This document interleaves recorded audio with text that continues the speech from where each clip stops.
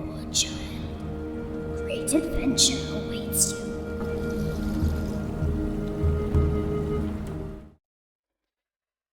Hello. Oh, I forgot. I forgot to turn off the monitor for my mic. There we go. That's better. It's amazing how I just immediately shut down the second that I can hear my own voice. And I'm seeing multiple of myself. That's also very distracting. 1 second, everybody. Did I do that correctly? Yes, I did. Awesome. There we go. Perfect. Hello, everybody. Welcome back to the stream. Not One Woman Table. This is, in fact, Heritage and Other Stories. My name is the Dreaded DM, or Dread, or Caitlin, whatever floats the boat. But honestly, Caitlin feels more appropriate for here, just because I'm not DMing right now. I'm reading my grandfather's stories, and I am very sorry your chef whites got destroyed, but I never really understood why chef's whites are white, because you're gonna get, maybe it's because they want to be able to see if you're spilling your food everywhere, but to me it's never made quite a lot of sense that the chef's whites are white. If you don't want to seem messy, don't wear a shirt that will immediately. Yeah, I figured it was that, but yeah. Anyways, you want a hot wash to get them stains out. Yeah. So in this stream, I read my grandfather's stories. My grandfather being Eugene McCabe, who was an Irish, screenwriter, playwright, novelist, short story writer, all this writing he did. And I'm gonna be going through his stories one at a time. And I started this on the anniversary of his death on the 27th of September. It's a little later than that. Um, but I'm here now, and I'm ready to get back into my grandfather's one and only children's book. Um, the the edition I have here is an older edition. It is called Cyril, The Quest of an Orphaned Squirrell by Eugene McCabe. There it is. But I believe the newest edition is not called that. The newest edition is called Cyril, A Woodland Quest, something along those lines. And but I prefer this one because this one has really cool illustrations and stuff inside it. Um, like, come on now, you gotta. My grandfather was not the writer, not the artist, of those drawings. But the person who drew them was named Al O'Donnell, and I love them. They're so beautiful, and uh, they're just nice. I love them. Um, I never met this man, or yeah, no, it's probably a man. I'm not quite sure, but it's just beautiful art. Uh, in the last episode of this, we started Cyril the Squirrel, as I called it when I was a kid. I always called it Cyril the Squirrel, and my grandmother would always say, "Caitlin, that's not the name. It's the Quest of an Orphaned Squirrel." Or later on, it would be, "It's Cyril's Woodland Quest." I was like, "Nah, mate, it's Cyril the Squirrel. Okay, it's about a squirrel, and the name is Cyril. Obviously, grandmother." um, but we started the story, so we were introduced to Cyril, who is a squirrel who lives in a beech tree, alone. Who he's constantly teased by crows, who tell him how alone he is, which is brutal. Um, we see him thinking about perhaps leaving his dray to see if he could find anyone of his kind, any other red squirrels, specifically red squirrels. He goes to his friend Charlie for advice, who lives in a set not too far away, a badger burrow. They're called sets. And Charlie had the audacity of asking if Cyril would consider meeting up with some gray squirrels so he could be a little less lonely. And he said, no, that's insane. Gray squirrels are the worst. And Charlie was like, he didn't say it, but he very heavily implied that Cyril needed to chill the F out. Charlie also mentioned about how the nearby rats wanted to set a tax on the air that they breathe. Because according to the rats filter the air through their garbage, and since everybody breathes the air, they're doing them a service. And it takes a lot out of them, so you have all of the other animals have to basically give a tax or a tithe of food of some kind, and Charlie is having difficulty doing that, so Cyril offers to help. Charlie says no, but he does say you should go ask the rats because they're grody, even though we don't say that they're grody, but they are grody.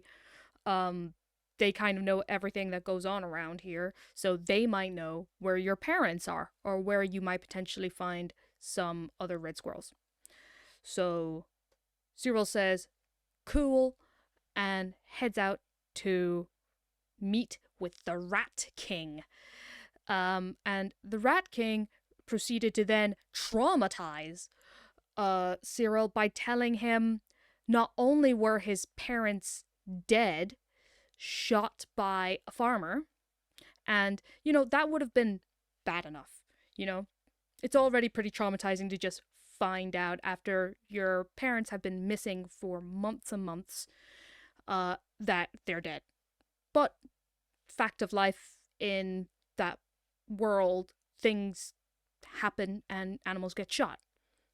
Okay. Cyril asks how the Rat King knew that his parents had been shot, and he replies that they tasted like lead. And in that sheer horrible moment, we realize, along with Cyril, that the rats ate his parents. And I remember reading that as a kid and just being like, holy shit, what? Why? I just remember, and I think even when I read it at the time, because I hadn't read it in a very long time, I'd forgotten that it happened. And you're just like, why? Why? You didn't... Sorry. You didn't need to write this. This is a children's book. That's the other thing. This is a children's book. This is like... And maybe it's of the era, because when I think about it, Watership Down has that type of vibe as well. That's like, oh, look at all these cute little animals. Horrible trauma at the same time. And quite graphically described or depicted on screen. To be clear, Cyril has not been put on screen, but that would be... that might be a project to consider in the future. But in any case, Cyril receives that traumatizing bit of news, and I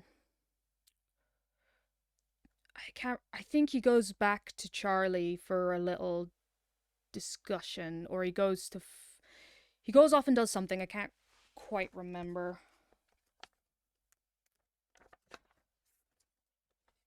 I've got the book in my hand. Oh, yeah. Once again, Charlie, he goes back to Charlie and he tells Charlie, like, yeah, the rats ate my parents.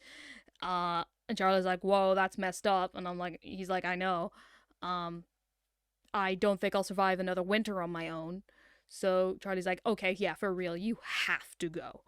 And he advises, once again, to consider his options, that he could go to, go further north, to a place called Crumb Castle, which actually exists. Very nice spot, where there would potentially be more squirrels. Um, and the easiest way to get there would be by following the River Finn. And luckily, Cyril has a friend, an otter friend, who frequents the waterways of the River Finn. So, first, Cyril bids farewell to Charlie and starts heading toward a nearby lake. But unfortunately, he's spotted by a dog, and the dog chases him. And in his fright, Cyril runs directly into the lake, but he is saved by a couple of swans named Cedric and Cynthia, I believe their name was. I believe it's Cedric and Cynthia. Yes, Cedric and Cynthia. Yes. And they teach him a little bit about spirituality while they're hanging out, as he explains why he jumped into a lake, while Cedric, like the good guy Cedric is, he chases off the dog. They bring him to the other side of the lake, teach him a little bit about spirituality and forgiveness and all that type of thing, which he does not apply to the gray squirrels. They give him a lift over to the other side of the lake. He jumps off. They float off to consider the spirituality of things. He crosses through the woods, comes out to an open field on the other side where there's a bunch of rabbits hanging out, and he starts to hear a fox hunt in the distance, and he sees who else but a fox called Fergus Fox. Fergus Fox manages to evade the hunters and the dogs, and he pops up next to Cyril, who, in a very smart move, goes up a small tree so Fergus Fox can't reach him.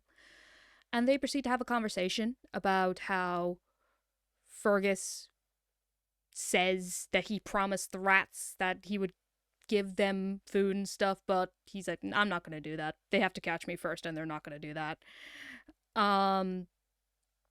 He keeps trying to convince Cyril to come down and hang out with him, but Cyril's like, nope, you're probably going to eat me. And he's like, that's a fair assumption. Yeah, Fergus he kind of tells Fergus what's going on as well, that he's going to try and make it to find some family or find someone who he could potentially hang out. He just wants a friend, really. Gives him more life advice about how you need to be tricksy in this life. And then once Fergus is far enough away that Cyril feels safe to come down from the tree, he goes to a nearby waterway where he knows his friend Lachlan. Lachlan the otter hangs out. Lachlan agrees to let him ride on her back while she swims. And all's going well until they reach a bridge and they see that there is a human hanging out on the bridge. And she's like, I'm gonna dive. Is that cool? And he says, I don't think that's a good idea. She dives anyway. And in the murk and the muck, he loses her. And not only that, the situation gets exponentially worse when a fish hook digs into his hand and he is yanked out of the water, and both him and the human boy who is fishing are incredibly surprised at the situation. Cyril manages to gnaw on the string and free himself and run away. the little boy runs inside and tries to tell his family what happened, but he even brings them out and explains what went on, but the family are like, that is simply not true. I'm sorry, little boy. And yeah, basically Cyril, that's where we left off. Cyril was at least trying or attempting to take out the hook in his hand. But when we left off, he had not quite taken it. He was still pulling on the hook.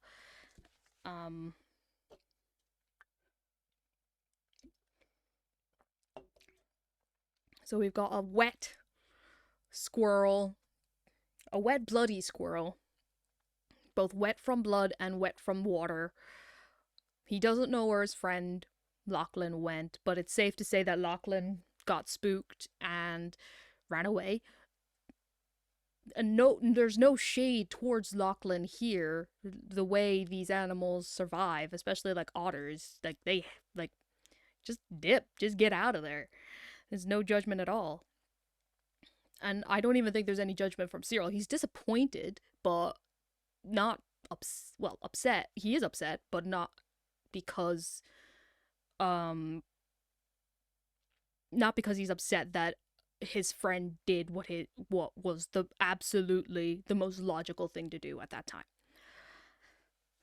Anyways, we have a few more chapters left. The goal would be to finish this today and move on to another story for next week.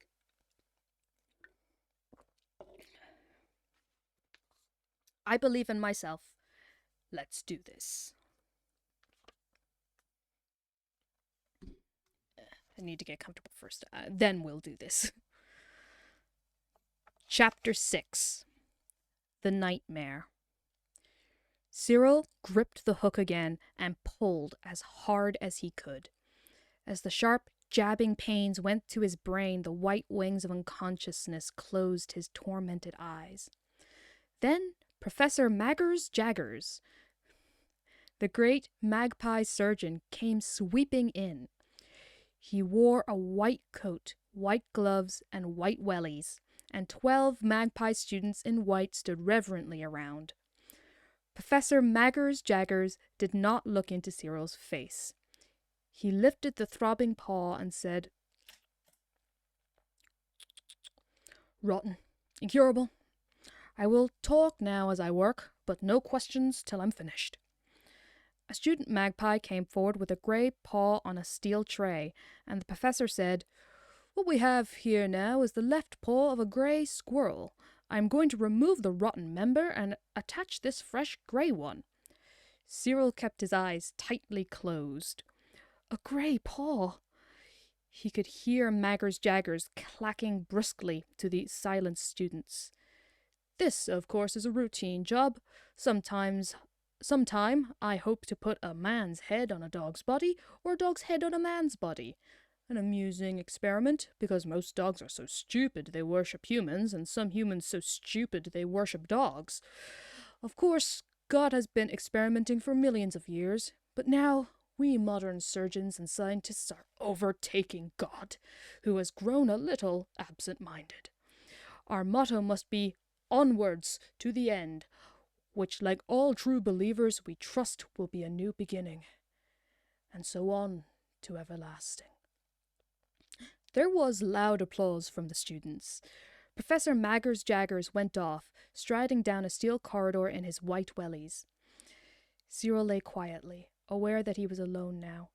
The throbbing had gone from his paw, but he was afraid to open his eyes and look. His left paw would be bigger, not his,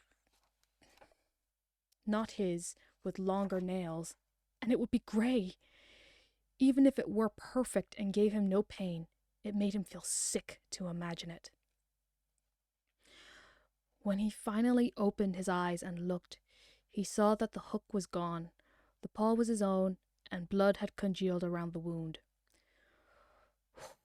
It had all been a scary dream.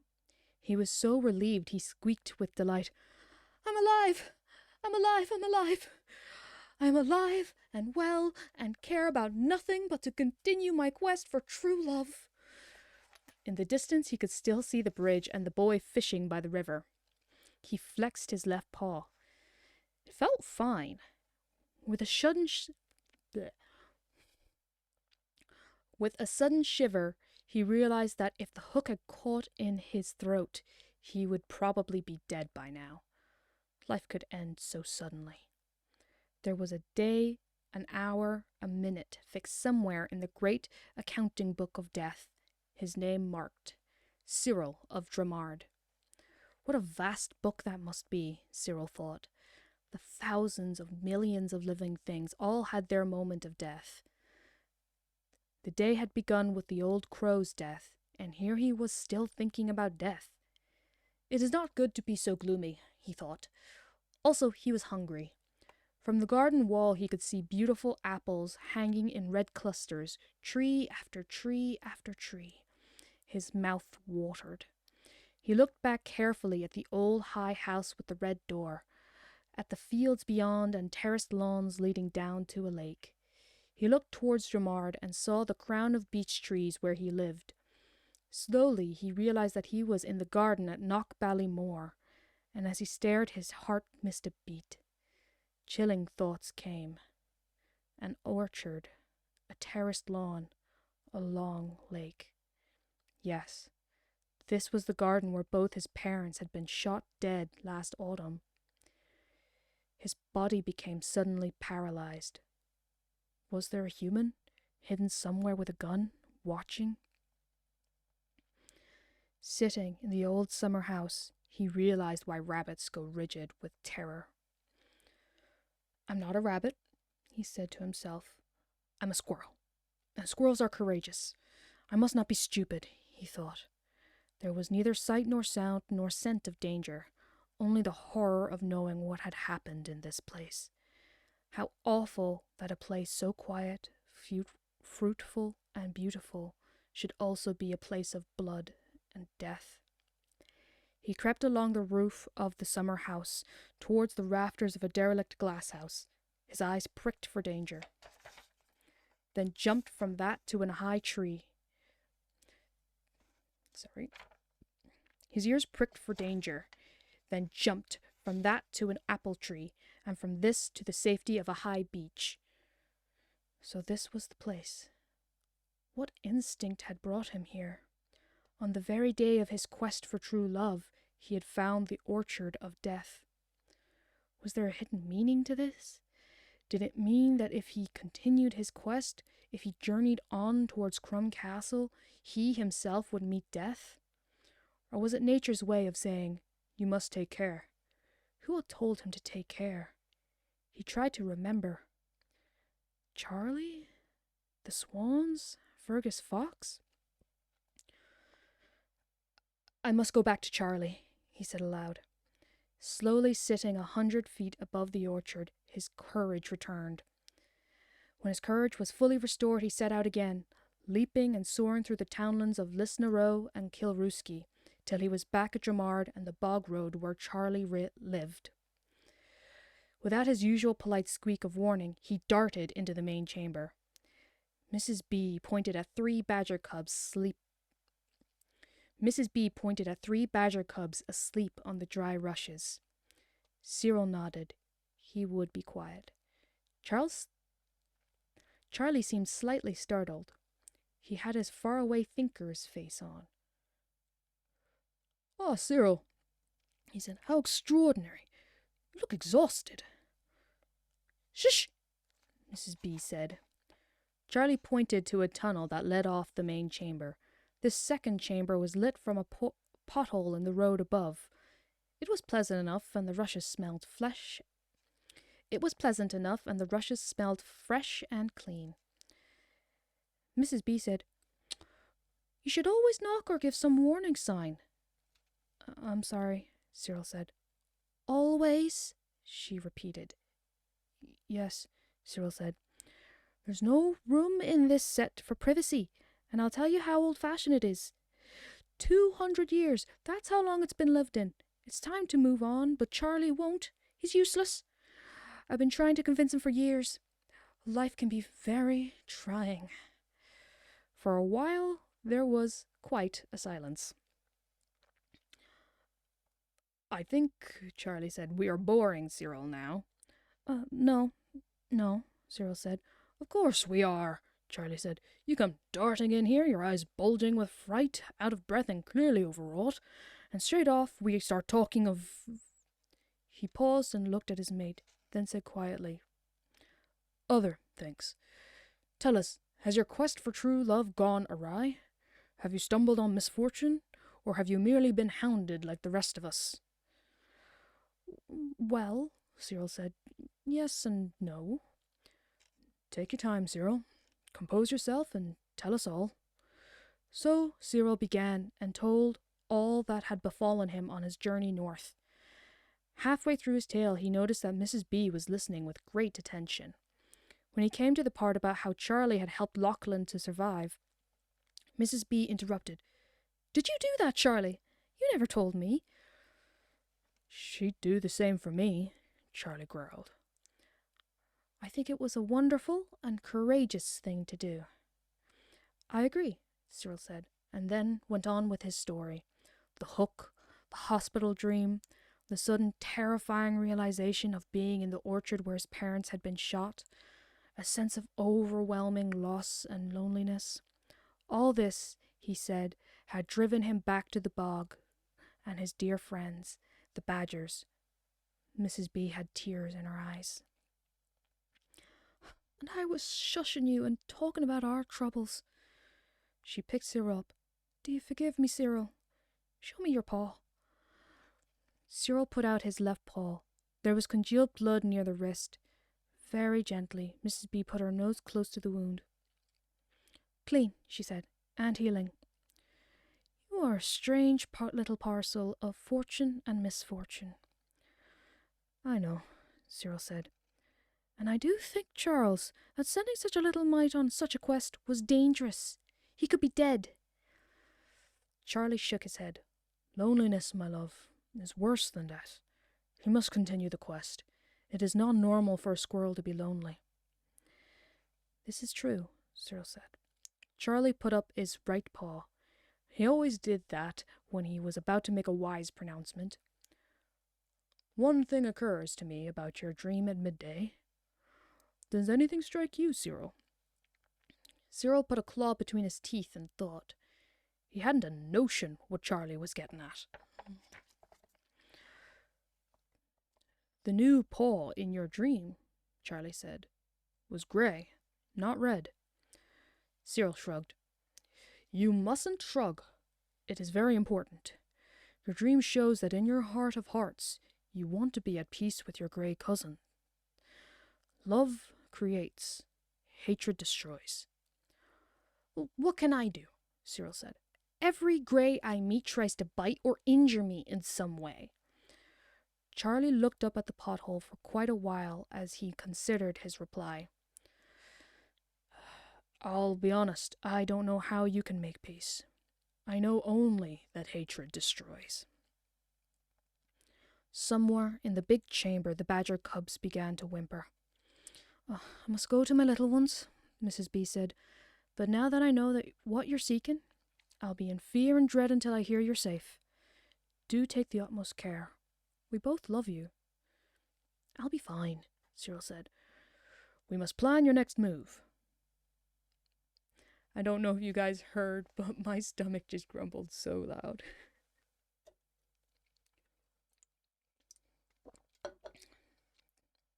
Did I eat? I don't know if I did. Okay. We must plan your next move, Charlie said. You tried going west? Where did our friends, say the other squirrel family, lived? At Annamecarrig, east of here. Old Falvey and his 3 daughters. But I don't think I would make it. It would be very dangerous. You must try to get there, but this time more safely. Let's go outside and ponder. To be clear, when Charlie says our friends, he means the rats. He He's a polite, gentlemanly type of fellow who would never say a bad word against his friends.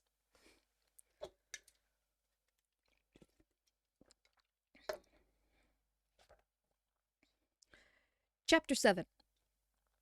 East to Anna-McCarrig.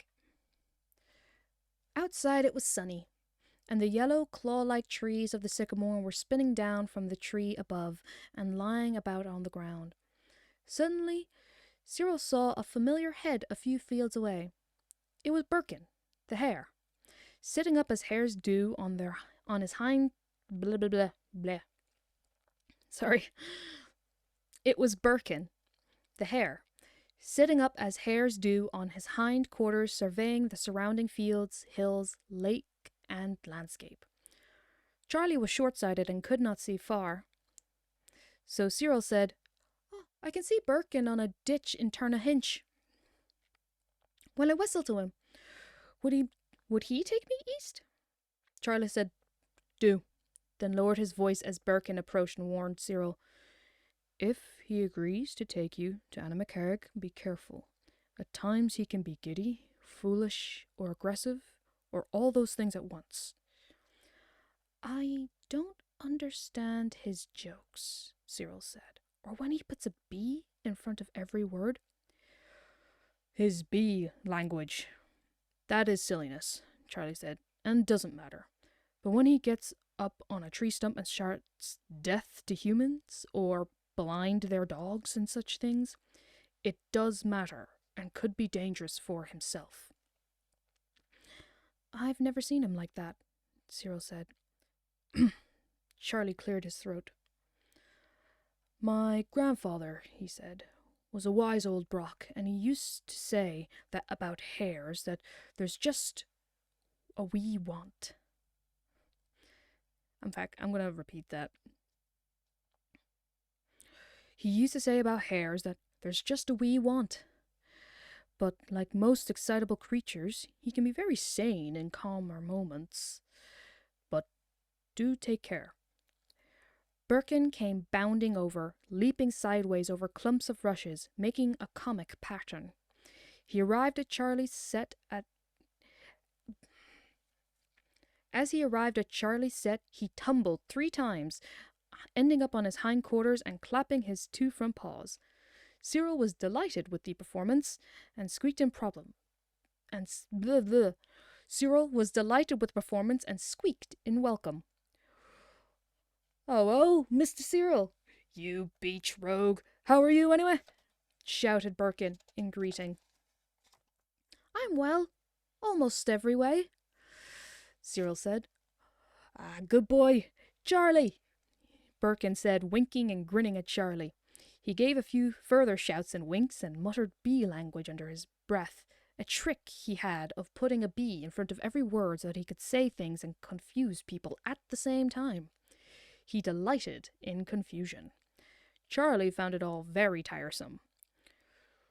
Suddenly, Birkin shouted to nobody in particular, "What do cowslips remind you of?" "I give up," Cyril said. Charlie looked away and said nothing. "Bull trunks, you dimwits!" Cyril laughed more at Birkin screaming at his own joke than at the joke itself, until Charlie interrupted, told Birkin about Cyril's quest, and explained slowly what had happened to Cyril that morning. Birkin listened, his eyes gradually drooping, his eyes bulging more and more as Charlie told the story. Finally he said, "Poor wee Cyril. That is scarifying for such a small beachy nut. You must learn to look after yourself now. Use your eyes back and front like me." "But I do feel his quest should continue," said Charlie. "Don't you?" "The quest for love, for true love, is a noble one," agreed Birkin. "Our friends," Charlie said, nodding his head towards the hump. "Bowsy backs and bats!" Birkin shouted suddenly in bee language, meaning, of course, lousy, taxing rats.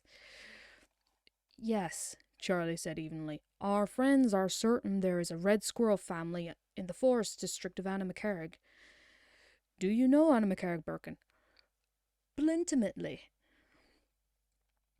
I would think, Charlie said, it's about 100 fields or so from here. Am I right? Bright! Birkin screamed. Would you consider taking Cyril there? He's such a small fellow, but nothing in this land can catch you. As Birkin inflated his chest at this praise, Cyril realized that Charlie was a shrewd old flatterer. Birkin suddenly winked again and asked, I got one. What's the cure for a hare who's had too much? Too much of what? Cyril wondered. Then he caught Charlie's eye. A good plunge in a deep river, answered Charlie. Wrong! Screamed Birkin. A hair of the dog that bit it? He giggled at this, then burst out laughing until Charlie said without a trace of a smile, An excellent riddle. Can you make it to Annamecarrig, Birkin? A matter of honour, Birkin said, then winked at Cyril and ordered, Jump up, Cyril. Cyril jumped up as he was told, and before he had time to say goodbye to Charlie, Birkin shouted, Farewell, Charlie! Be of good cheer! Chapter 8. Along the Old Railway Line. Holding Birkin's neck with a paw, Cyril lifted his other paw towards Charlie, who smiled, raising both paws in solemn and loving farewell. How extraordinary it was to be astride Birkin's flexing shoulders. The sense of power and speed was very exciting, even for a squirrel. In less than a minute, the crown of beech trees was out of sight, and they were well under way, this time travelling east. Almost within minutes, it seemed they were within sight of Clonus, with its 2 hills, 2 churches, round tower and Celtic cross. Birkin taking huge leaps when they came to ditches and bogs, or making strange sudden patterns in open fields when alerted by odd scents or sounds. He paused in the new graveyard at the townland of Clonkeen. Townlands are hard to pronounce. I know all of these areas, yet they are so hard to pronounce when you're reading them. It's so weird. You don't think about it when you say them just in normal conversation, but when you read them, you're like, strange. Anyway. He paused at the new graveyard at the townland of Clonkeen Cole, ran down the parish's Priest's Avenue, past the old people's home, cut into bottomlands by the side of a small stream till they came to the derelict railway beyond Bishop's Court. Birkin paused and said, That was a dodgy bit. And before Cyril could reply, they were off again, lopping easily through... Birkin paused and said, Oof, that was a dodgy bit. And before Cyril could reply, they were off again, loping easily along the railway line, sometimes high above the countryside, often in the deep ravine of an embankment, till suddenly they came upon a great bog with massive pillars rising out of it. The railway seemed to come to an end. Follow the railway line, King Rat had said, Cyril remembered. Where's it gone? Cyril asked. There used to be a steel bridge over there, a viaduct. Birkin pointed to where the railway line began again, half a mile away. Birkin went down into the bog and made straight for one of the stone pillars. He paused near it, watching a small footbridge that crossed the river. Listening, smelling, looking. All seemed clear. He crossed the bridge and went straight up the high embankment. They were now over 100 feet above the river in the townland of Ballinure. That's the second part, Birkin said. Don't you want to stop? Cyril asked. Birkin's ears dropped back. No, not here. It seems safe, said Cyril. Safe from living things, Birkin said, and his ears drooped back even more as he stared up the railway line towards a small overtrack bridge. Humans were digging here 100 years ago, he said. Then it fell in and they died. A lot of them. I was passing one night. He dropped his voice. Strange cries, moanings, weepings, howls. He paused as the memory returned, and Cyril could hear muttered bee talk, and just make out things like Boatful Bridge, black birchen, birds, blind bugaboos, and midnight. Birkin shook his head strangely. I was caught once by living humans. I got away. I won't be caught by dead ones. Cyril felt his blood begin to chill. Could they catch you? The dead ones? Birkin said, Who knows? And added, Maybe not. But I don't like this place. Anyway, away below, they could see the farms laid out on either side of the river, and the farm lanes and the country roads. Far away on a sloping drumlin, they could see a forage harvester chopping fresh grass into a silage wagon. Only a small triangle of the field remained. Birkin was watching very intently as the machine moved closer to the last swath. Cyril could see that he was growing more and more agitated. As the great machine was bearing down on the last few yards, a young hare leapt from the lush green grass, and with a sudden burst of speed was out of the field and gone from sight. Birkin came down off his back legs and took a deep breath. He was blinking very rapidly. How did you know? Cyril asked. There's always some young fool of a hare in the last swath. He paused and muttered, Barfist. A berifying business. He beat his paws against his chest, making a strange drumming sound, and then suddenly spoke in a loud voice so that Cyril could hear above the drumming noise. Worse. Long ago. What was worse? Cyril asked. Harvesting, Birkin said, because in those days when it came to the last swath, the humans came at us with sticks and shouts of Callach, Callach, witches, witches. We hares were thought to be witches and were killed in hundreds long ago, and in every field all over this land. And when they're not killing us in cornfields, they're chasing us with big hounds, or trapping and netting us for the sport with greyhounds, all because of lies, he shouted. A sudden small wind flurried the water far below. No one traps the wind, Birkin said hoarsely, or hunts it with greyhounds, or lies about it, but they tell lies about me, about us hares. And why? Because we do a love dance in the spring, because we leap for joy, because we beat our chests, because we tumble. He paused suddenly, trembling, and turned to Cyril.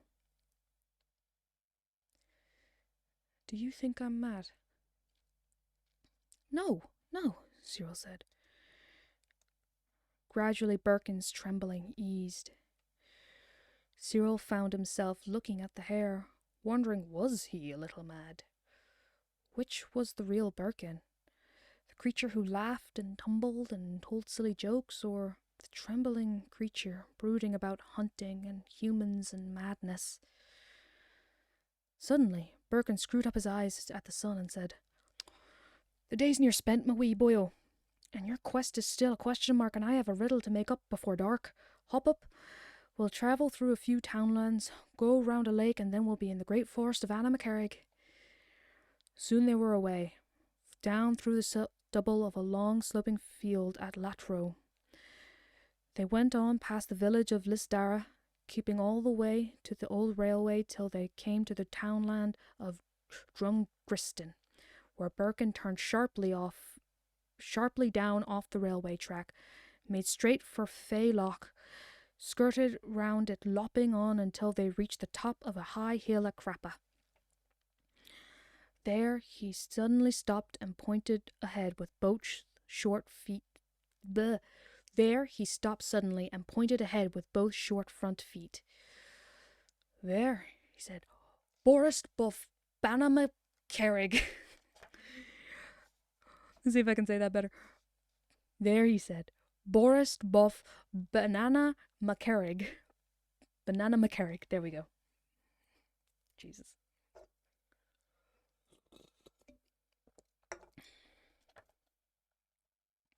Chapter 9. The Forest of Anna McCarrig. Cyril's heart leapt with excitement. About a half-mile away he could see a magnificent stretch of forest country, a lake far longer than any of the lakes in the 10 townlands, an old house surrounded by hardwood trees, and an old... One day I'll be able to get it right. About half a mile away he could see a magnificent stretch of forest country, a lake far longer than any of the lakes in the 10 townlands, an old house surrounded by hardwood trees, and an orchard all yellow, gold, and brown in the late September sun. Before he had time to say anything, Birkin was away again. Soon they were deep in the forest. Twice Birkin sniffed the ground and changed directions. Then suddenly, in a small alder glade, lying close together, they came upon fallow deer, 6 does and 2 bucks. They were cuddling quietly and looked mildly surprised as Birkin approached. Excuse me. Burping. And we're good. Cyril thought that Birkin might confuse them, so he decided to tell his own story. He dropped from Birkin's neck and, sweeping his tail over his head by way of greeting those gracious creatures, he told his tale, looking into their brown, inquiring eyes. They all stopped cuddling. They seemed to listen with attention and sympathy, muttering now and then, "Ah, poor wee mite. Ah, God help him. What a tiny morsel. How he suffered." Eventually it was the old buck who spoke. "There's only one red squirrel in this forest. Old Falvey, and he paired with a grey." Cyril listened, shocked. He felt his heart grow leaden. "A grey?" he squeaked. "Impossible." "It's true," the buck said, "and he has 3 beautiful daughters." For 10 seconds, Cyril was so stunned he said nothing. Then he asked cautiously, "What colour are the daughters? Red or grey?" "Neither," the buck said. Then all the does began speaking at once. "They're all different. One's red as midsummer sun, one's silver like a winter moon, the third's like a field of autumn barley. They're called Roisin, Trina, and Una." "Let's go to Flavey," the buck said, and they all moved off together, bucks and does walking in stately single line, Cyril above them in the pine trees, Birkin impatient at the leisurely pace, running in circles and letting out odd shouts and yahoos. Then they arrived at an oak tree. Near a boathouse, the old buck nodded upwards. Cyril saw the small dray of a red squirrel in the fork of a mighty branch. His heart was pulsing rapidly as he ran up and squeaked a greeting. Would one of the 3 daughters appear? Abruptly, a head poked through the opening. It was Falvey himself, all bushy eyebrows over eyes that looked at once wise and wicked. His whiskers were white. "Who are you?" His voice was deep and most unsquirrel-like. Cyril explained, feeling so shy that his voice dropped almost to a whisper. Falvey looked away. There was a silence, and then he said, "My 3 girls are asleep in their dray." Again there was quite a silence, and Falvey looked so cross that Cyril did not know what to expect. Suddenly Falvey was out of the dray and said, "Let's go and see." Not far away there was a huge pine tree that looked hundreds of years old. Halfway up this there was an opening. Cyril crept up and looked in shyly, blinking with wonder. The tray was large and round inside, and lined with soft grass and downy feathers, mostly blue and green. Asleep on the floor of the nest were Falvey's 3 daughters. As Cyril looked from one to the other, it seemed to him that they were all equally delicate and beautiful. His eyes stayed longest on the one most like a red squirrel in colour. Falvey was sitting on a branch 10 feet down. "Wake them up and see what happens," Falvey suggested. "I'll be in my dray." and Falvey left as abruptly as he had appeared. Cyril felt very timid and confused. If there were only one, maybe he could manage, or even two, but three. What would Charlie do in such a case? He tried to think but couldn't. He would have to do what Falvey suggested, wake them up and see what happened. He crept into the dray and sat watching them, his heart racing. The blonde, the silver, and the light copper. He gave a very low whistle. They wakened, blinking and staring at him with surprise and curiosity. It was the silver who smiled and spoke first. "Who are you?" Cyril's voice went very odd as he told them his name. He did not dare say he was looking for true love. Eventually the copper one said, "You're Cyril, you're here, so what?" My quest, Cyril said, avoiding their eyes, is for true love. They all burst out laughing. Oh, my heart. Oh, my heart. I feel for it. Eventually it was the silver one who intervened, her voice very soft. "Oh, God, you must think us all very rude. My name's Trina, and this is Una," pointing at the blonde squirrel, "and of course, Roisin," pointing to the copper. Roisin immediately said with a shrug, "Count me out. I don't want a mate or a nest of little squeakers, and I think true love is a silly notion." And she left before Cyril had time to reply. "Does she mean that?" Cyril asked the other two. "It's what she always says," Trina said. In the silence that followed, both girl squirrels kept looking elsewhere. Cyril was nervous, but at least now there were only two to be afraid of instead of three. Trina and Una, silver and blonde. Eventually Trina asked, "Are you hungry?" Cyril wasn't hungry, but he hesitated, and she said immediately, "A few fresh acorns. I'll get some." "Thank you," Cyril said. As she swept past him, the swish of her tail and the scent of her body made his head go light. When she had gone, the blonde one came over very close to him and said, "Do you snore?" Snore?" Cyril asked. "I don't know. How could I know?" "Trina does, and she steals, and is very lazy." Cyril was dismayed. A stealing, snoring, lazy mate was not what he was questing, but when Trina returned with a handful of acorns, he found it hard to believe that she was as her sister had described her. Sorry, fly. Also, he noticed as they talked that Trina was quick and generous in praise of her sisters, but the blonde one kept looking into his eyes and said nothing in praise of either sister. As he was about to leave, he was astonished when the blonde one came over, took his head between her paws and nuzzled him affectionately. He felt awkward and darted out. For an hour he sat on a branch, watching the lake and thinking.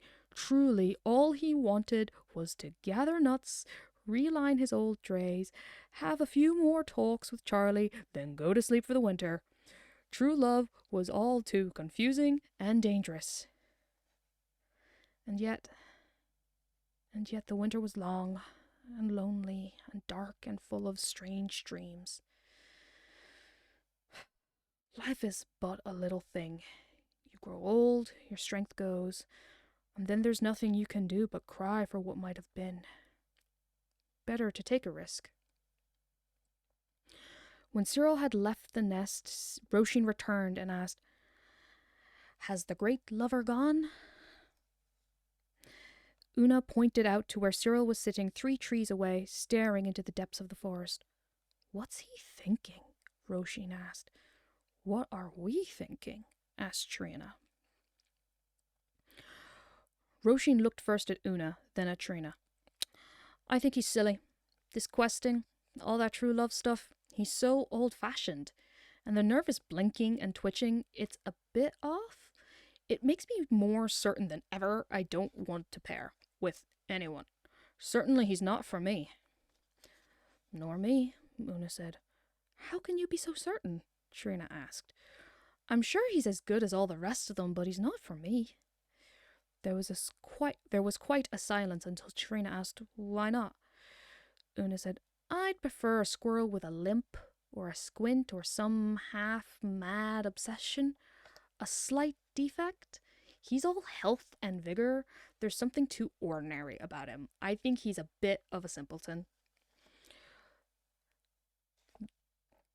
I just need to kind of, sorry, I need to recover from that entire sentence. I can fix, that is literally just the squirrel version of, guys, I can fix him. This one is too not broken. I can fix him. I can fix someone else. I can't fix him because he doesn't need fixing. Oh, at least Roshin's was fair enough. Like, I don't need a guy, whatever. He's nice enough, but all that stuff is not for me. This one is just like, whatever. He's too much of a normie. That's what her problem is. She thinks he's too much of a normie. Oh, God. There was quite a pause. Then both sisters looked at Trina. "What do you think, Trina?" "I think," she said, "he's perfect. Just beautiful." For the next half hour, both Una and Roshin tried to unsay what they had said, until Trina stated, "I don't mind what you think. I know what I feel." I love that too, where they're like, when you realize your best friend actually really likes the person you've been shitting on for the last, like, forever. And they're like, "Well, he's nice. He's not my type, and yeah, I just love, I like to imagine that goes on for like an hour.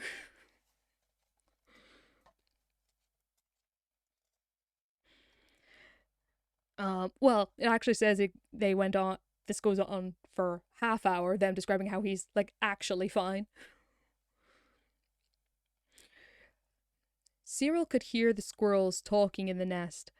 "I must have courage," he said to himself, and swung back to the great pine. As he approached, Roshin and Una came out and sprang away out of sight. Trina came to the entrance. She seemed very shy, but kept looking steadily into his eyes as she asked him questions about his life. What was it like where he lived? He answered, feeling that he was talking too much, but he did not know how to stop. There was so much to describe.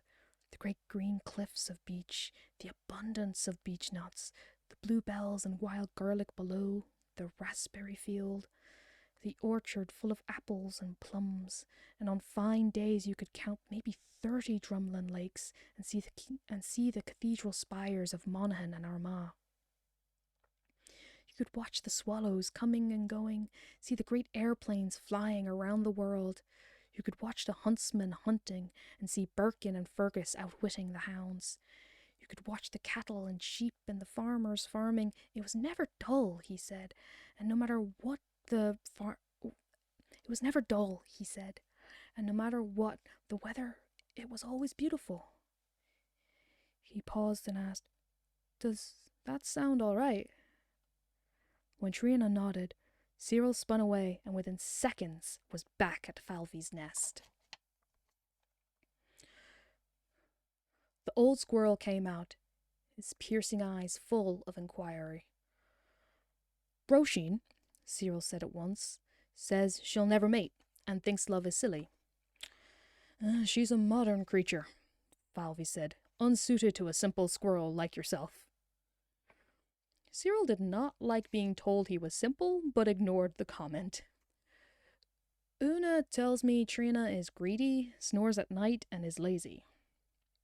Falvy looked away for about half a minute before asking, "Do you believe what Una says?" "I don't know what to believe," Cyril said. Falvy shouted suddenly, "Do you believe what she says? Yes or no? Answer me." After a pause, Cyril said firmly, "No." "You're right," Falvy said. "Una was speaking of herself more than her sister. Sometimes we accuse others of faults that lie in ourselves. Then, sir, Cyril said, may I pair with your daughter, Trina? Don't ask me, ask her, said Falvey. Cyril raced back and ran up the great pine. The nest was empty, but Trina was sitting out on a long branch below. She was looking at humans water skiing on the lake below. Cyril dropped down beside her and watched too.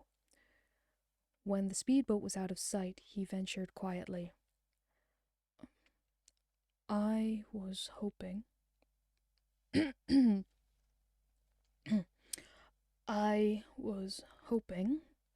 He tried again, looking for the right words. He paused. Trina looked at him and said, so was I. Is that a yes? He asked. Yes, she said. In seconds, Cyril was back with old Falvey, who, before Cyril could speak, growled, when? Tonight, by moonlight, Cyril said. Where? Where?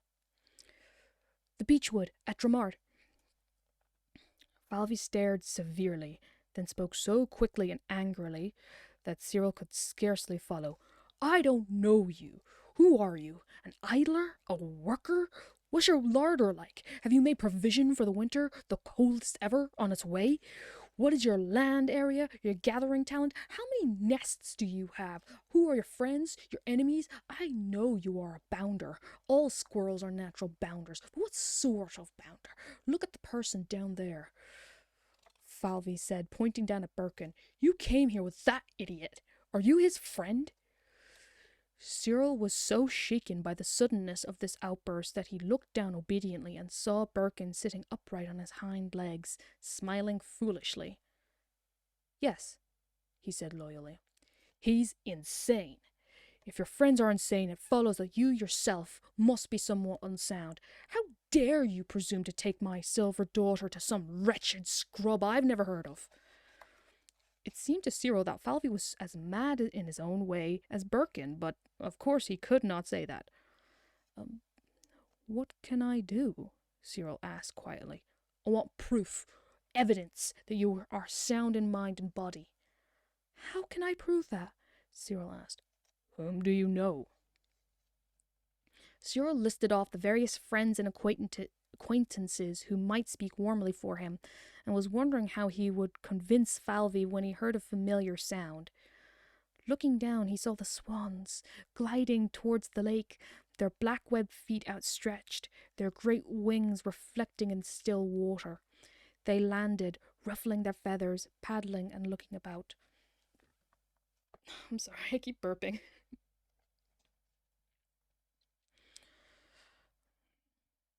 They landed, ruffling their feathers, paddling and looking about.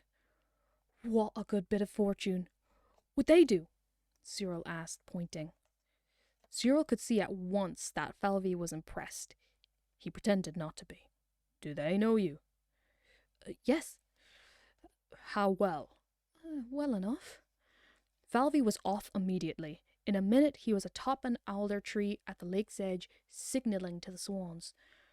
Cyril watched them float over. They talked for 5 minutes. Every now and then, Cyril could see Cedric and Cynthia nodding and shaking their heads. Then Falvey came sprinting back and said almost angrily, They seem to think you're foolish, but decent. He put his paw towards Cyril, he held his paw towards Cyril, who took it. When Birkin saw the 2 red squirrels with paws joined, he tumbled and cheered loudly 3 times. Hooray! No. There. Okay, I got it. I had to translate the bee language. Pre-breers, beret! Pre-breers, beret! Pre-breers, beret! What's that half-wit howling about? Falvey said. He's just being cheerful, Cyril said. Now, about that parent, Falvey said. The wood you inhabit. This wood you inhabit. Tell me about it.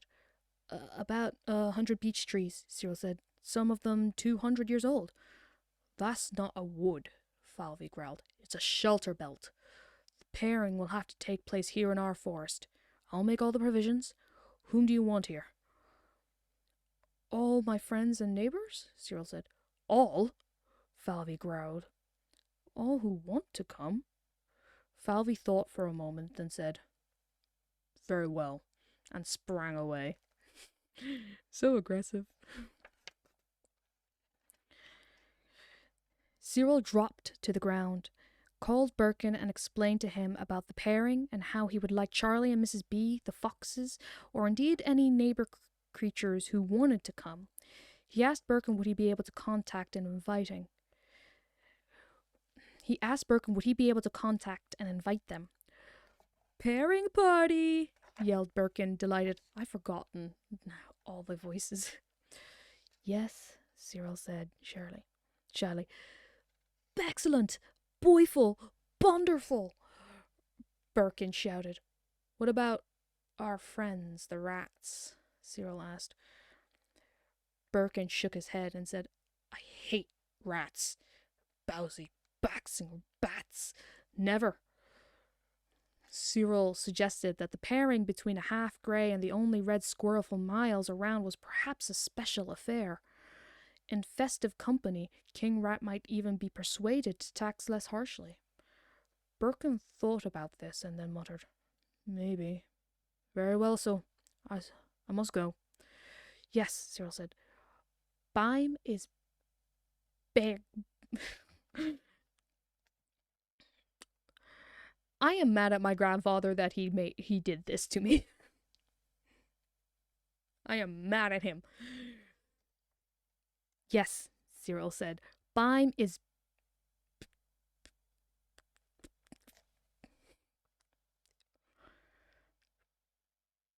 pears. Maybe. Yes, Cyril said. Bime is pears. Falling into bee language to please Birkin. I would like to say to my grandfather that I am not pleased. Birkin gave another whoop of joy and went cantering west. Cyril raced through the pine trees down to the lake to invite the swans to the pairing. They accepted graciously. Congratulations, Cedric said. How considerate and charming.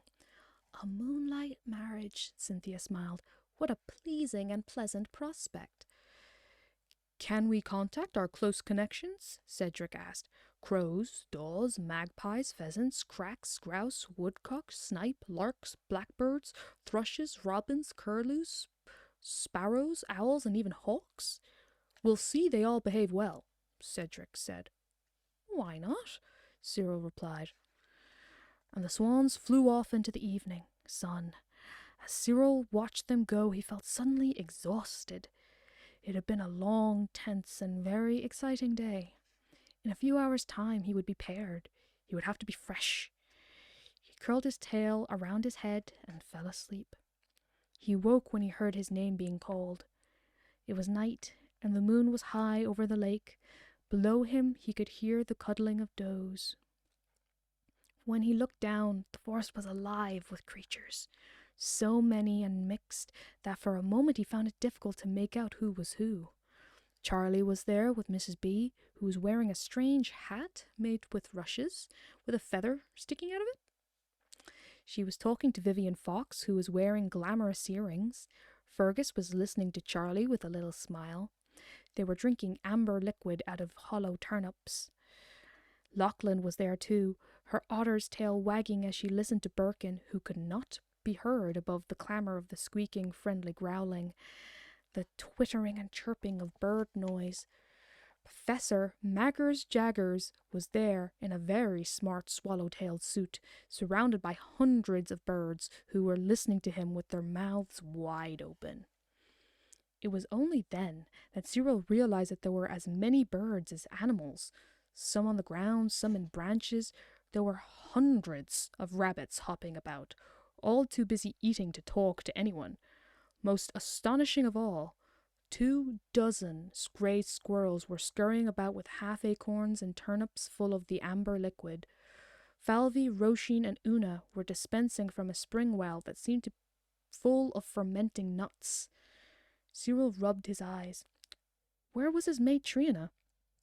As he wondered, a soft voice came from the branch above. I didn't want to wake you.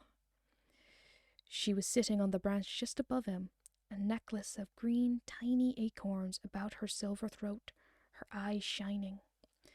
Suddenly, a silence fell on the whole gathering. They all looked towards the lake. A large plank came floating towards the shore. From this plank, King Rat jumped, and after him about 200 rats. Jesus Christ. They came scuttling and hissing towards the center of the clearing. His eyes bright, King Rat stood on his hind legs and looked about. He was wearing a very finely woven cloak of chicken bones, clasped at the neck by the skull of some small creature. Falvey sprang from the well with an acorn of the liquid and said, You are most welcome, sire. King Rat took the acorn in his claw and handed it to a guard rat who tasted it and nodded. The king then took it back. His mouth was smiling, but his eyes were cold as he said,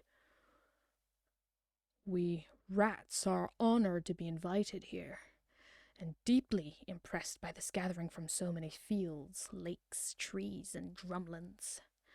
There was a low murmur and restrained applause.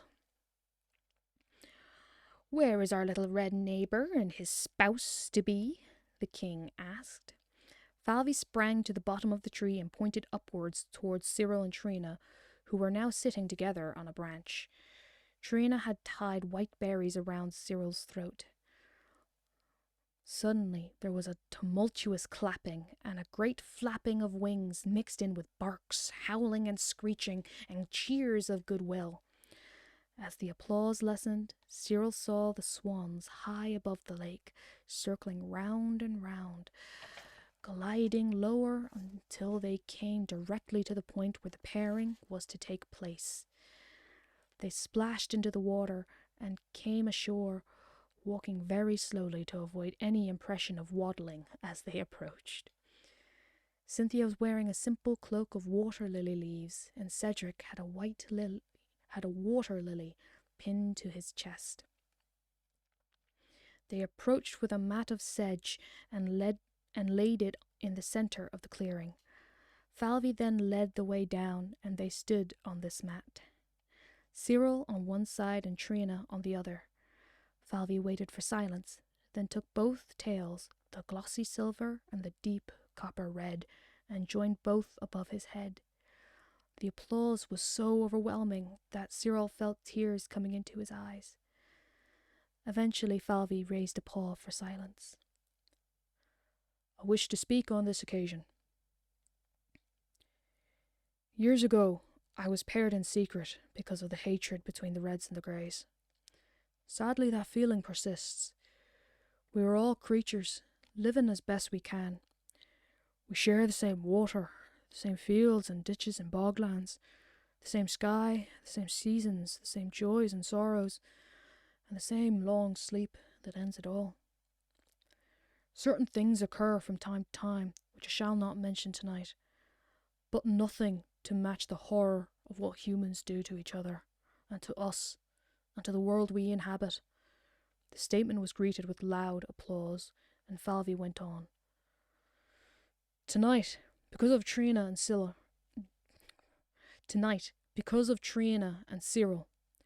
there is a feeling of goodwill. We must hope that this will continue. As the applause faded after Falvey's speech, Cyril realized that everyone was looking at him, and he was expected to say something. The presence of all the animals and birds confused him, and he could think of nothing to say, so he managed to stutter. I am very happy. They all waited for Cyril to continue, but he could think of nothing else, so in one leap he made 3 somersaults, which delighted the great assemblage of birds and beasts. When the noise began to ease, King Rat stepped onto the mat. This bitch, very erect on his hind legs, his cloak of bones clinking. Around him, in widening circles, were his huge, crouching bodyguards, all with their teeth bared and their fixed smiles. Under his cloak, the sleekness of his body shone greyly in the light of the moon. He jerked his head this way and that until there was total silence. "We are all delighted," he said, "for our little neighbour, Cyril. Falvey of Anna has spoken well. He talks of peace and goodwill and blames humans for most of the horrors we must endure, and rightly so. Naturally, as close cousins of the Grey Squirrel family, we are delighted at this pairing. To mark this happy midnight, all taxes imposed will be dropped." The applause was thunderous.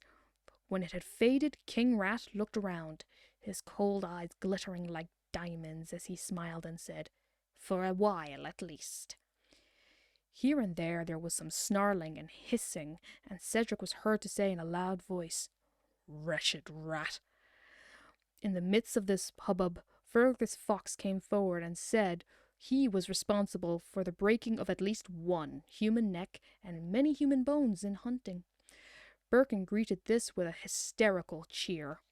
Fergus grinned at him, waited for silence, and for another 10 minutes boasted about how clever he was and what a cunning enemy of humans, and how he destroyed all their tame geese and ducks and hens.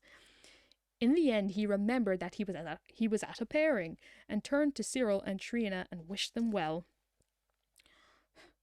"A disorderly, disgusting discourse," Cedric said. Lachlan and Birkin began speaking together.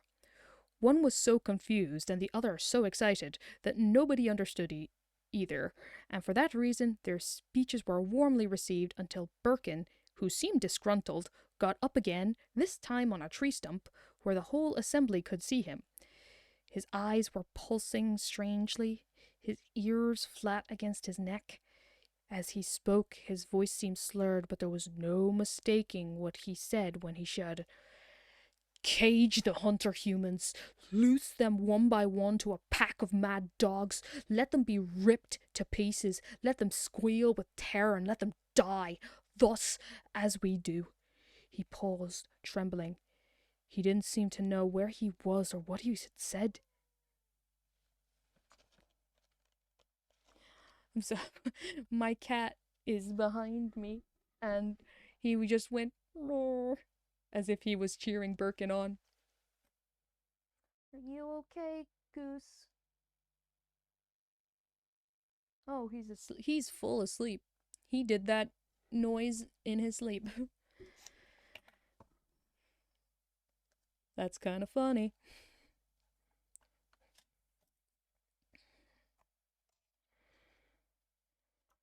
He didn't seem to know where he was or what he had said. In the odd hush that followed, Charlie ambled over, put a paw on Birkin's shoulders, and whispered something. Cedric turned to Cynthia and said quietly, "Incoherent and insane. This has limped on too long." He held up a wing, saying that he felt things had got out of hand a little, and that he and Cynthia would be happy to fly the happy pair back to the wood at Dramard.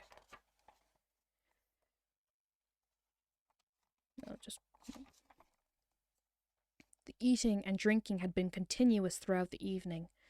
The troop of grey squirrels were energetic about keeping everyone supplied. Huge hoards of nuts and herbs and piles of berries, along with the well of fermented acorns and crushed elderberries, had been well depleted. Finally, Falvey requested silence and said, "There is a wise thinker among us who has not spoken. We'll give him the last word." Everyone looked at Charlie as silence fell. Looking rather abashed, he said, "Well,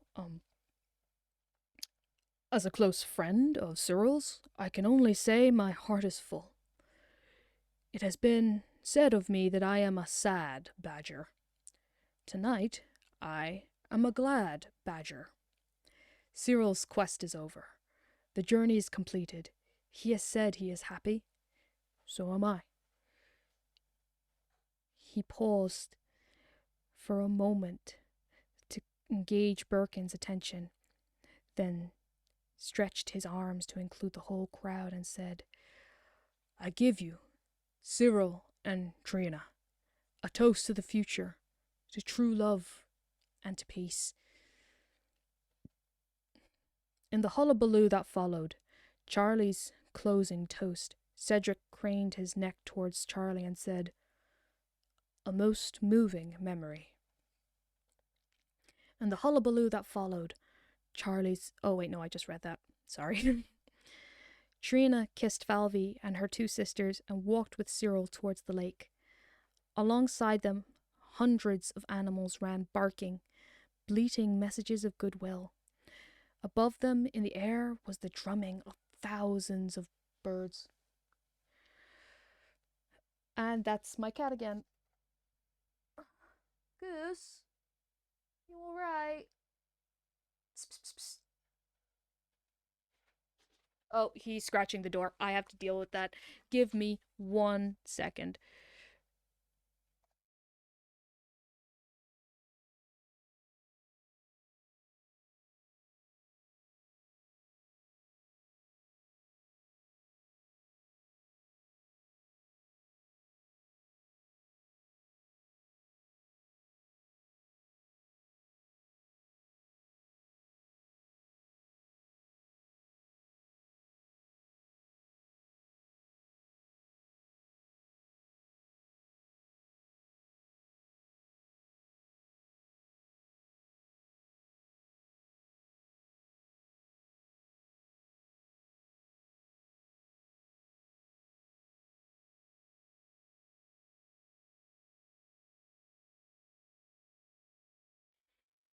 Okay, sorry about that. The cat is out of the bag. He wasn't in a bag. We love him very much. Anyways, where was I? There we go. Trina kissed Falvy and her two sisters and walked with Cyril towards the lake. Alongside them, hundreds of animals ran, barking, bleating messages of goodwill. Above them in the air was the drumming of thousands of birds, singing and chirping with joy. At the lake, Cedric and Cynthia walked into the shallow water, their wings arched and waiting. Together, Cyril and Trina leapt from the shore, landing neatly on the swans. Almost, it seemed, in slow motion, the swans moved forward towards the middle of the lake. Then their great wings began to beat majestically, churning the still waters of the great lake into a myriad of drowning stars. They took off, and in a minute the lake was gone, and they were high in the silent sky over the dark pattern of fields, high over townlands and villages familiar to Cyril because of his journey with Birkin. When he was not looking down, he glanced over at Trina, and it seemed to Cyril that nothing he had ever seen was more beautiful than a silver squirrel. Her eyes lit up in the moon, sitting astride Cynthia's white back. When they came to the beechwood of Dramard, the swans circled 3 times, coming closer and closer until finally they were gliding low and slow over the branches of the high beech. As they approached, Cyril said to Trina, "Now!" and both dropped into the branches. The swans went on, gliding over the wood down to their own lake, the Lake of Berdochin, which means the Lake of Burning Light. For a long time, both squirrels looked out at the surrounding countryside. Soon it would be October, days growing dark and cold, lakes and rivers brimming, swallows gone, the rest of the leaves tired like old people who have worked all their days and want only sleep and peace in the quiet earth. Year's end. For Cyril, the quest for true love was over. For both of them, life was just beginning.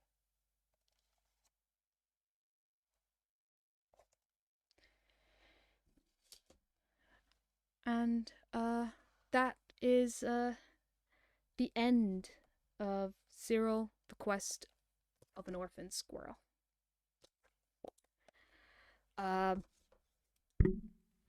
I this was the only book that I had properly read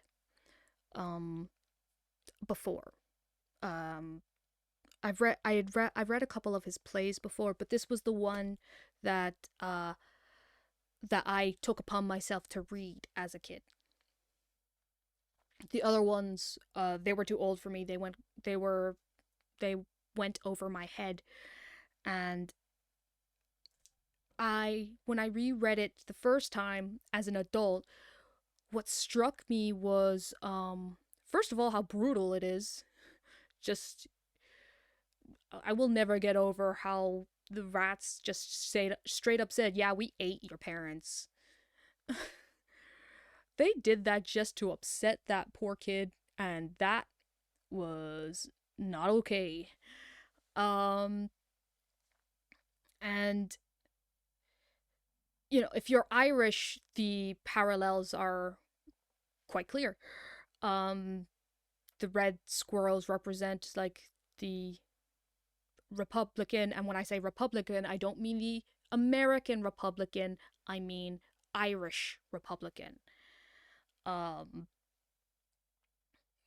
the red squirrel. It represents the nationalist faction, or they're called Republicans, Fenians. That's kind of seen as a more derogatory term. There's another more derogatory term, but I'm not going to say that. Um,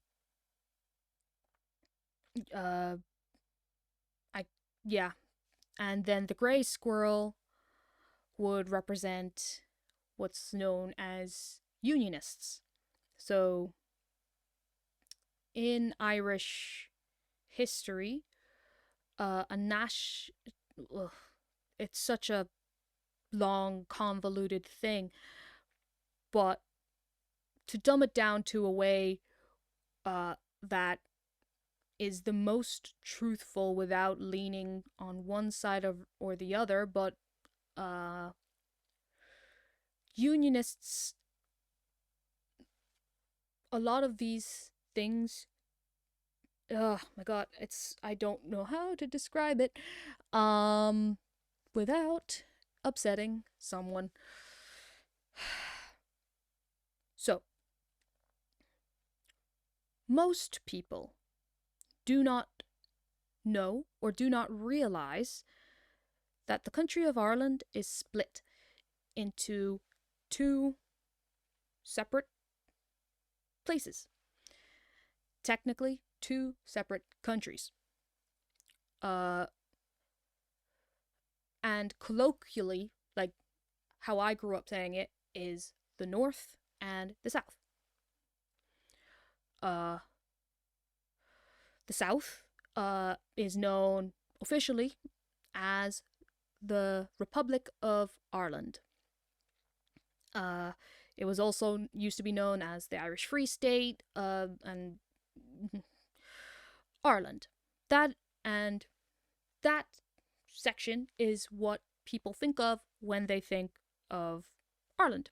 It is where Dublin is situated, and where Guinness. I don't really know what people think when people think Ireland. They think there's lots of leprechauns or some shit like that. I don't really know. Whereas the North, it's technically a part of the United Kingdom, the UK, and it is called Northern Ireland. That's where I grew up, and where my grandfather,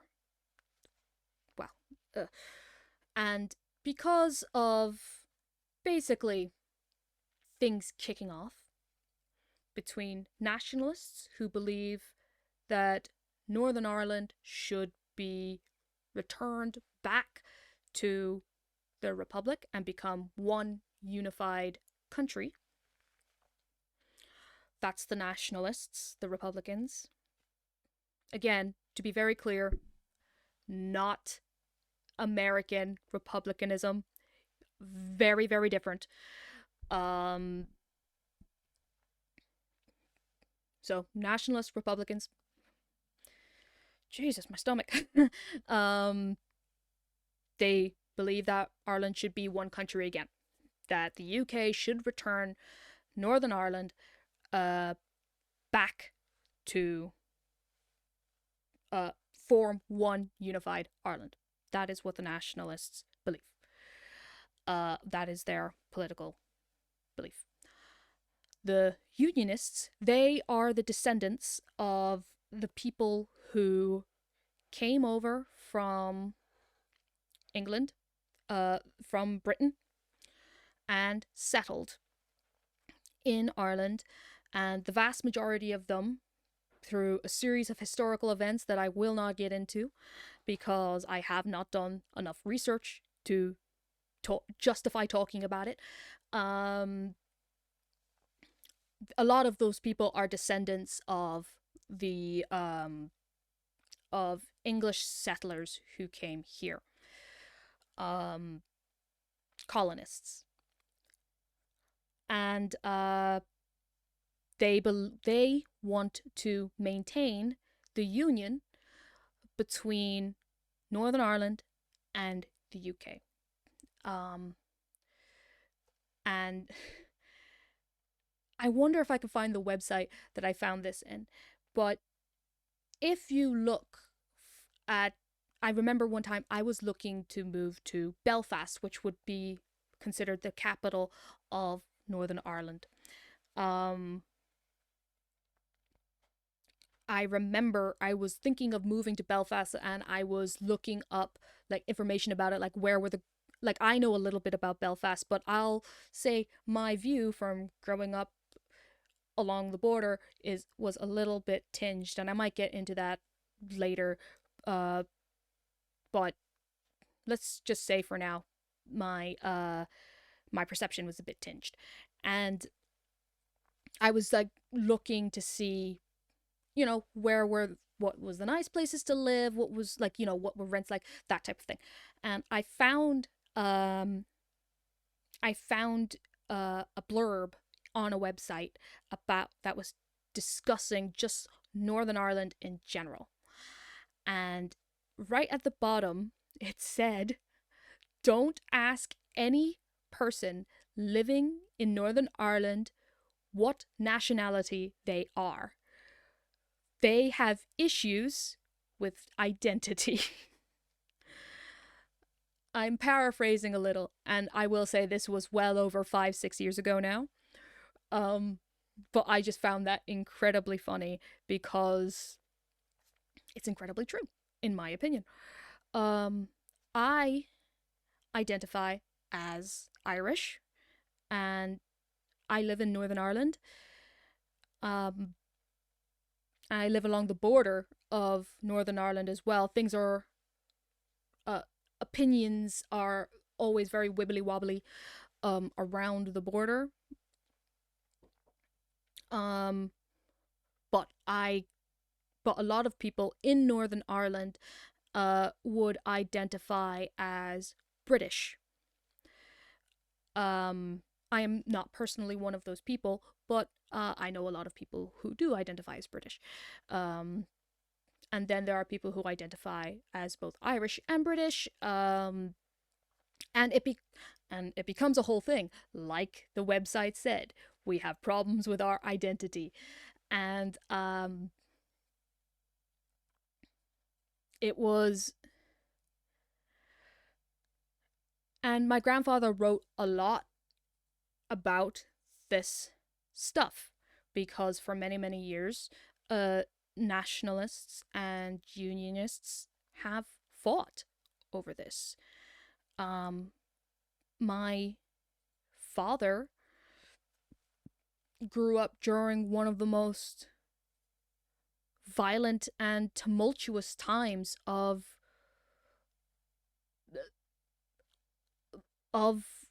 this country's memory. The Troubles, they called it. They called it. Again, not going to get into it too much because it's not the time, but there was a lot of fighting between the British Army and Irish paramilitaries, and there's stories of how my uncle was caught in a crossfire between the British Army and the IRA. This has never been confirmed, uh, officially. I've never looked into it to see if this was true, but it wouldn't surprise me if it was. There was a lot of stuff like that going on in this area. And I think I've mentioned this before on stream, but even when I was young. So one of my first memories of moving to Ireland, because I was born in New York, and my family moved here when I was about 3 or 4 years old. One of my first memories is driving to my grandparents' house not long after the British Army were starting to take out the checkpoints that people would have to go through to enter into the Republic of Ireland. We don't have to do that anymore. We can just go. This is one of the only countries in the world where you don't have to go through a border to go from one country to another. The border is invisible. Anyways,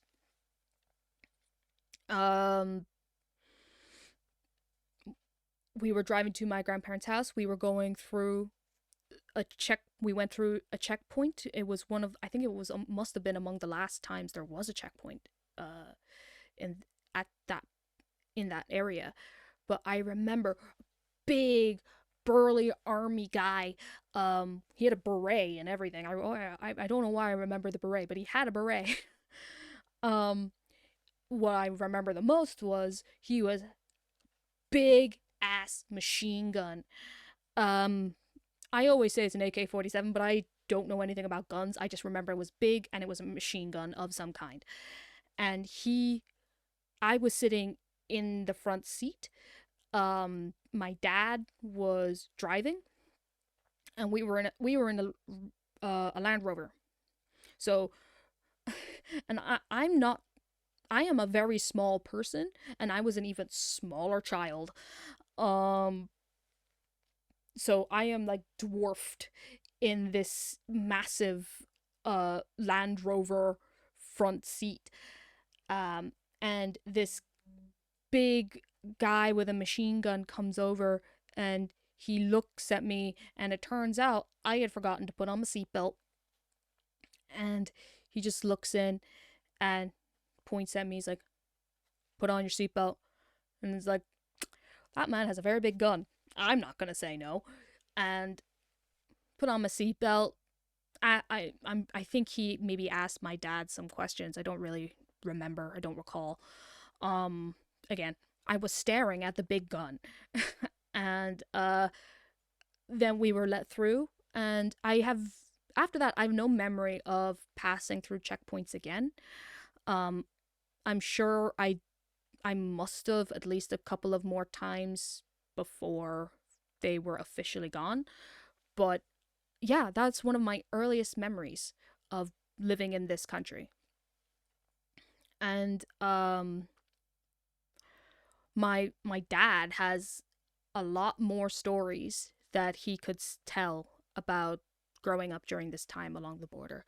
And like, I've heard stories from people, like, you know how kids would like just throw stones at the army. It's just like, that's an insane thing to do to me. Uh but in terms of my grandfather's story, it's very clear where the parallels are. Like, but I remember when I reread it, I could see the parallel, but I more closely connected to it on like the Falvey, the father of Trina. He married he was a red squirrel, a gray squirrel, in secret, and had 3 mixed race kids. Now, this was written well before my father even met my mother, never mind had me. But it's just hard to, like, this book was written for my father, and it's hard to not kind of draw that parallel of Irish man uh gets together with a American woman, and they have, well, to be fair, uh my sister did not come along until much later in my life, but they had 3 mixed race kids. Me, I'm one of them. Um and just and the overall, like, I think it's like it's a little heavy-handed just because it's meant to be a kid's book. I can see how people could call it a kid's book. I don't agree, but I could see how people would call it that. Um, it's a kid's book in the same way Watership Down is a kid's book. Uh, yeah, it's just very hard for me to not draw that parallel, and I connected with the story, um, in that way.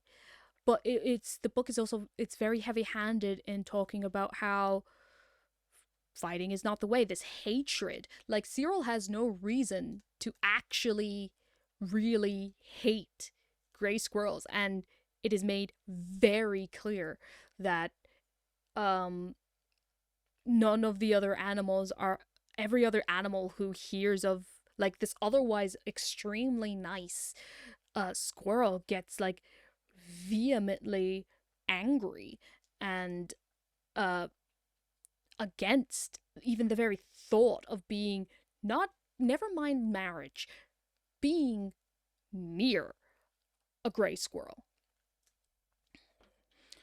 And it's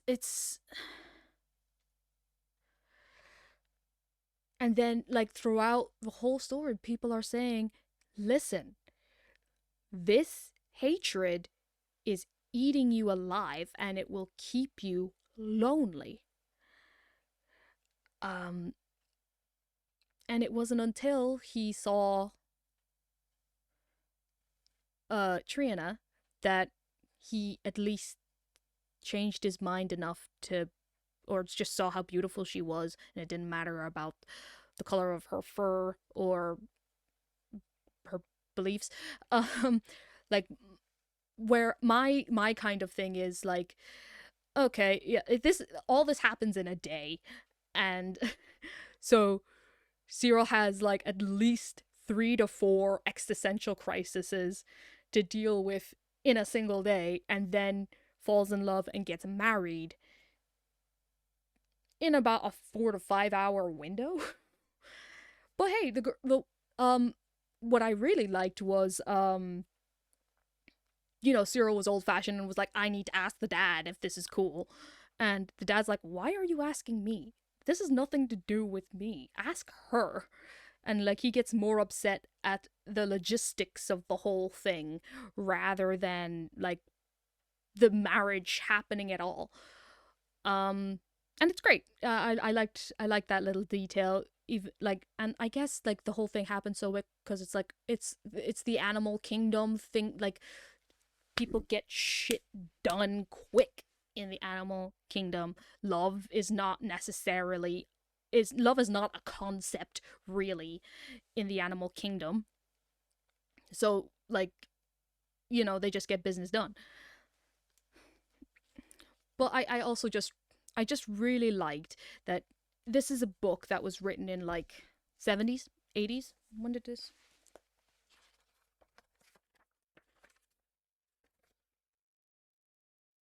Yeah. First published in 1986. So there were still kind of, it wasn't, there were still old-fashioned views, like, the woman has no say in, like, who she's going to marry, and, like, the only thing that could possibly bring happiness is marriage. Like, even the fact that there were three sisters and two of them were like, we ain't into your mess, and one of them, who was the most traditional looking red squirrel, was like, get out of here, I ain't into love, I'm gonna go get a job. um that was great, I liked it.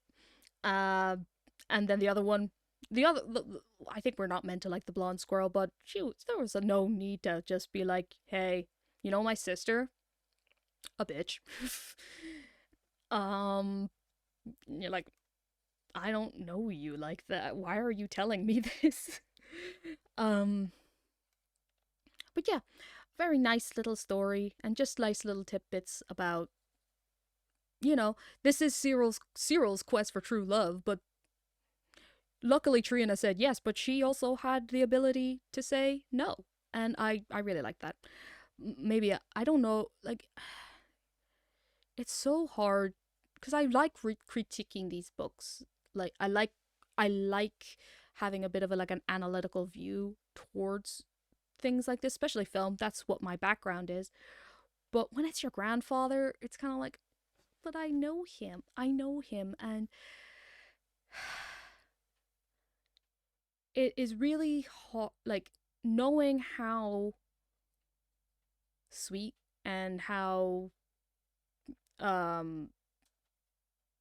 just knowing how good of a person that my grandfather was. And like, I'm sure he wasn't perfect. In fact, I know he wasn't perfect. It's just really nice that even at that time, he was cool. Like, he was born in the 1940s, you know what I mean? He would be he would be well into his 90s at this if he would be well into his 90s. But it's just, I'm so glad that at this, even somebody of my grandfather's generation was like, yeah, we have the choice. We can either continue to hate and continue to be horrible to each other, or we can just love and be loved. And that's nice. And I'm glad my grandfather put that message out there. Okay. I'm glad I finished this story today, too. Now it is time to take a look and see if there's anybody who would like to be rated.